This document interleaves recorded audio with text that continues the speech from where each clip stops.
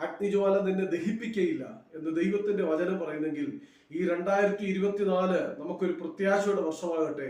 ദൈവം പറയുന്നത് അനുസരിക്കുവാൻ തക്കവണ്ണം നാം നമ്മെ തന്നെ ഒരുക്കി ദൈവസന്നിധിയിൽ കാത്തിരിക്കുവാൻ തയ്യാറാണെങ്കിൽ, ഹല്ലേലൂയ, കർത്താവിന്റെ വരവിന് വേണ്ടി നാം ഒരുങ്ങി കാത്തിരിപ്പാൻ തയ്യാറാണെങ്കിൽ, അല്ലെങ്കിൽ ഈ മറിയമാരെ പോലെ ദൈവത്തെ കർത്താവിനെ കാണുവാൻ അവർ അതിരാവിലെ പുറപ്പെട്ടു.